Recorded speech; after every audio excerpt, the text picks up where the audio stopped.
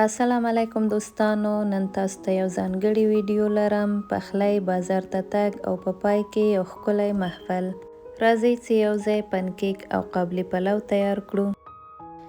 دلته سهار وخت دی. ما فکر وکړ چې د سهار چای لپاره لومړی پنکیک تیار کړم. یو دانه هګۍ، 3 قاشقې بوره مې په یو ظرف کې واچول، ښه مې سره ګډ کړل. ورپسې مې یو قاشقه بیکینګ پوډر، نیمه قاشقه ونیله، یو قاشقه غوړ، نیم ګیلاس شیدې او یو نیم ګیلاس په اندازه باندې مې وړه ور اضافه کړل.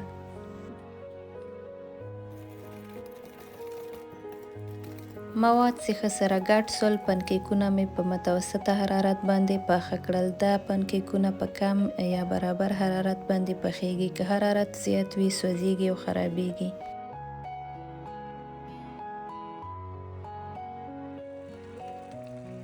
پنکیکونه مو تیار سول. ورسره مې د شیدو چای، هګۍ او رومیان هم برابر کړل، ځکه د هر چا خوښه جلا وي. موږ هم دلته یو ځای کېناستو او د سهار چای مو په خوښۍ نوشیجان کړ.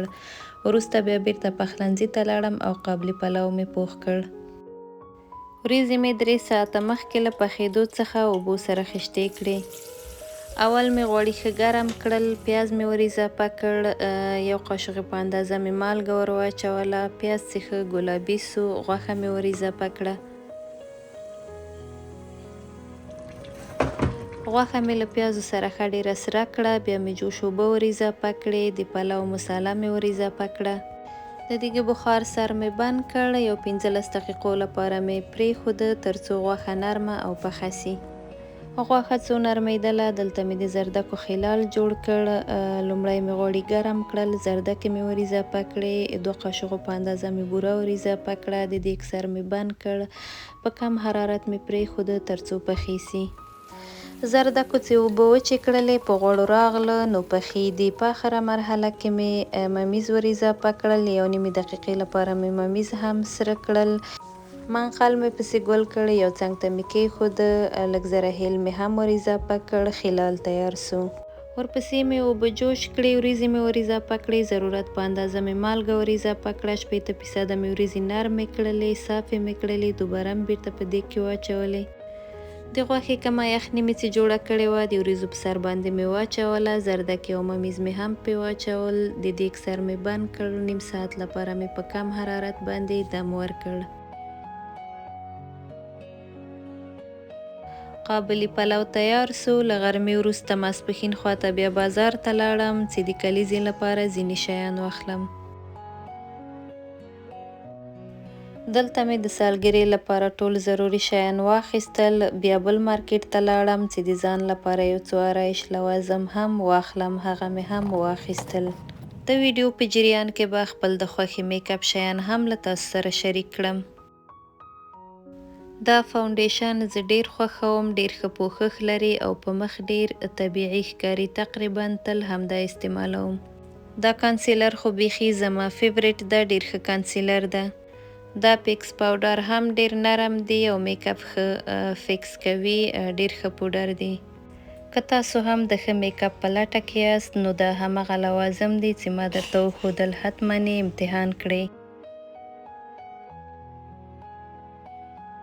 دلته بیرته کور ته راغلم او د کلیزې ټول ترتیبات مې برابر کړل. سالګیره په خیر تیره سوه او د ماشومانو ښه ساعت تیر سو.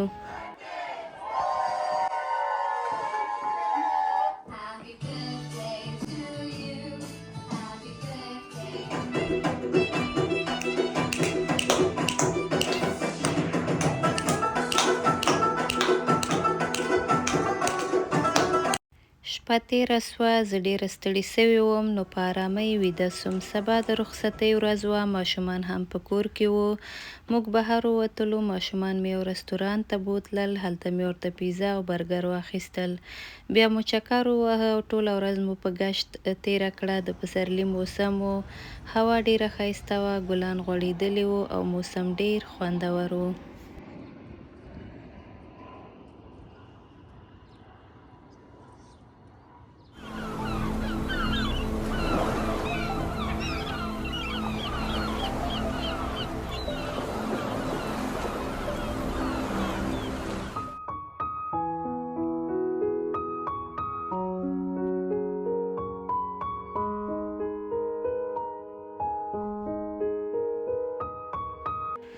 زموږ د نن ورځې ویډیو پای ته ورسېده. هیله ده تاسو ته به مو ویډیو خوښه سوې وي او یو څه مو ترې زده کړي وي یا مو ترې خوند اخیستی وي.